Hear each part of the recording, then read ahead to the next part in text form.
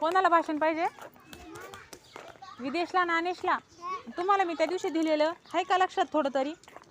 काय काय बरं सांगितलेलं मी लक्षात आहे? बोला बरं, जेवढं लक्षात तेवढं बोला. शर्ट नाही खायचं. हां, तुझ्या काय लक्षात इकडे आणि शिकडे बोल बरं, काय बोलणार? बरं ठीक आहे, आज काय ते सांगा मला पहिलं. डॉक्टर बोलायचं. डॉक्टर बाबासाहेब आंबेडकर जयंती किती तारीख आहे आज? 14 काय? एप्रिल आहे की नाही? मग तुला येते भाषण तू दिलेलं? ये बरी इकडे ये. शर्ट दुसरं घालायचं होतं तू. बदलून घे नंतर. हां, फाटलंय ना ते. हां, बोल चल, किती येते तुला? बोल बरं, जेवढं येतं तेवढं बोल. तू बोलला ना मला येते. या इकडे, मी सांगते. चला, कसं बोलणार? आज आहे 14 एप्रिल. आज आहे 14 एप्रिल. आणि आज आपण या ठिकाणी डॉक्टर बाबासाहेब आंबेडकर यांची जयंती साजरी करण्यासाठी जमलो आहोत.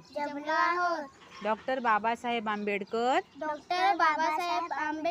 यांना भारतीय राज्यघटनेचे शिल्पकार म्हणतात. का बरं म्हणतात? कारण त्यांनी जी भारताची राज्यघटना आहे की नाही, आपण संविधान वगैरे बोलतो की नाही, ते राज्यघटनेतलंच आहे. रोज बोलतो ना प्रार्थनेला. मग त्या राज्यघटनेसाठी त्यांनी खूप मेहनत घेतलेली आहे की नाही? म्हणून त्यांना भारतीय राज्यघटनेचं काय बोलतात? शिल्पकार. काय बोलतात? शिल्पकार. आणि त्यांना भारतरत्न असंही का बोलतात? कारण आपल्या देशामध्ये चांगलं काम केल्यानंतर दिला जाणारा सगळ्यात मोठा जो पुरस्कार आहे त्याचं नाव काय आहे? आताच सांगितलं ना मी, भारतरत्न. कोणता पुरस्कार आहे?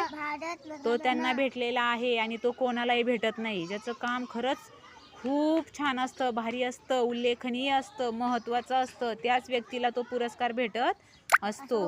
त्यानंतर त्यांचं पूर्ण नाव काय होतं? सांगितलं होतं मी शनिवारी. भीमराव रामजी आंबेडकर. हो की नाही? त्यांचा जन्म कुठे झाला होता? त्यांचा जन्म कुठे झाला होता? बोलव त्याला. महू सांगितलं होतं, आठवतंय का तुम्हाला? शनिवारी सांगितलं होतं, आठवतं की नाही?